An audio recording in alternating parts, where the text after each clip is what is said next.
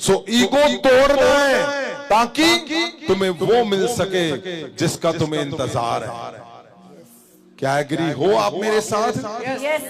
आज ही करना चाहते हो इसको प्रैक्टिकल प्रैक्टिस के नहीं तो उठाओ हाथों को। मैं चाहता नहीं उसमें डिले हो। जो लोग इस बात से सहमत हैं वो हाथों को उठाएं और बोले कि मैं अपने परिवार में आज ही अपनी ईगो को हटाता हूं, अपनी जिद को हटाता हूं।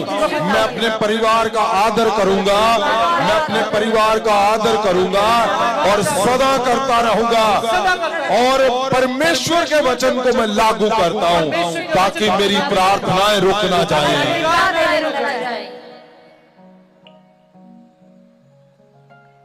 मन से बात करो परमेश्वर के साथ, दिल के साथ बोलो, परमेश्वर मैं आज अपनी रुकी हुई प्रार्थनाओं को मैं आज ही लागू करता हूं। परमेश्वर मैं कोई डिले नहीं चाहता हूं, आज मेरी प्रार्थनाएं लागू हो जाए। परमेश्वर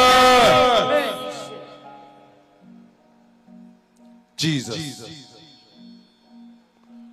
अगर आपने बोल दिया है तो मैं बोलता हूं यीशु के जी उठने के 25वें दिन पर तुम्हारी प्रार्थनाएं रुकी हुई जो थी, जिसका तुम इंतजार कर रहे थे, आज आंसर आएगा उसका।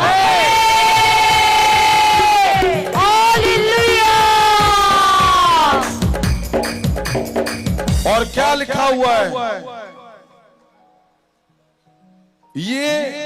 ये पतियों को तो परमेश्वर ने बड़ा सिस्टम दिया है, लेकिन हमारे परिवारों के अंदर यरूशलेम की बेटियां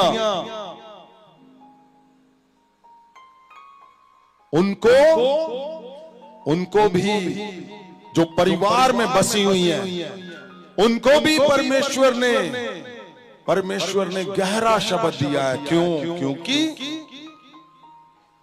अगर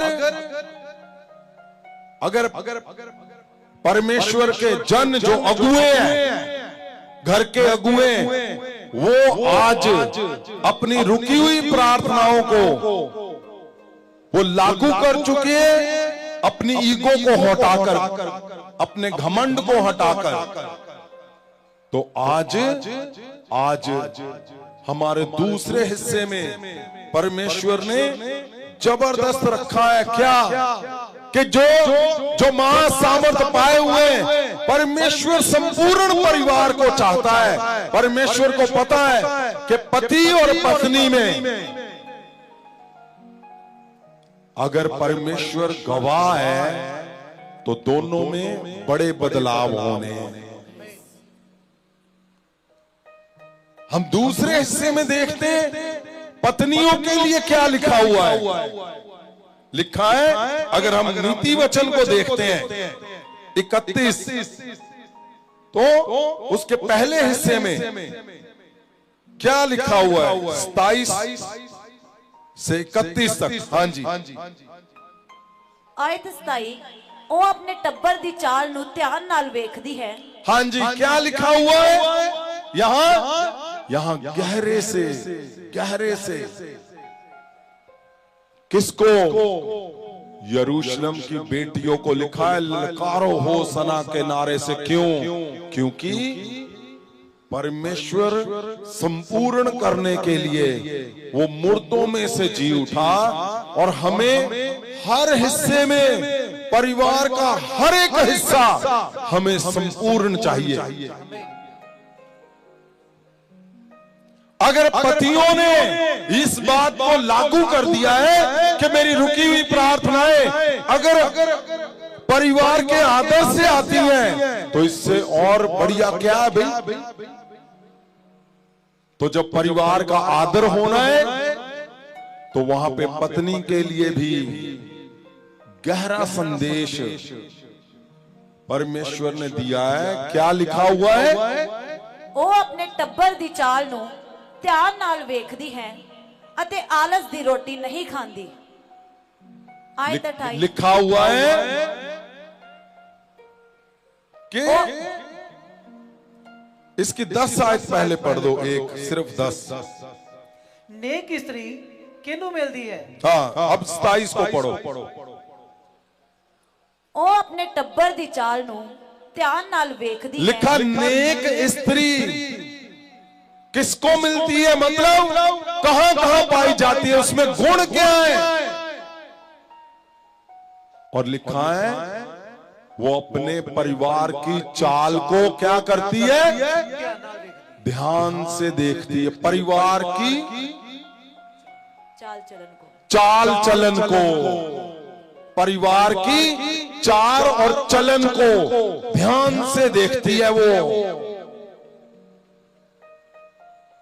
परिवार की चाल को, चाल क्या चल रहे हैं, उसके बच्चे क्या कौन सी चाल पे चल रहे हैं, उसके घर पे क्या क्या चलन चल रहा है, चाल और चलन को वो ध्यान से देखती है।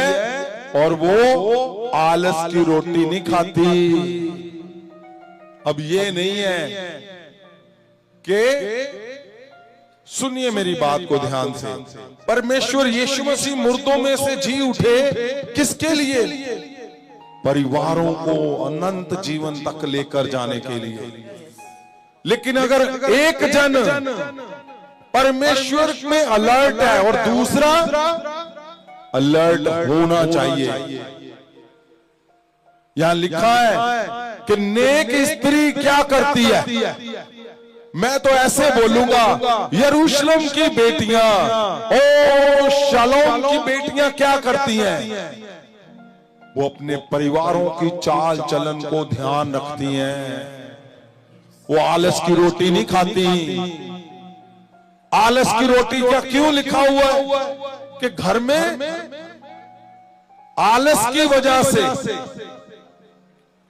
अगर तुम्हारे घर में ये मुसीबतें चल रही हैं, तो आज मैं शब्द बोलता हूं तुम्हारे सब परिवारों के ऊपर। अगर आलस का आत्मा तुम्हारे घर के अंदर है, यीशु के 25वें दिन पर जी उठने पर वो नाश हो जाए, नरक में जाए तो आए यीशु के नाम से।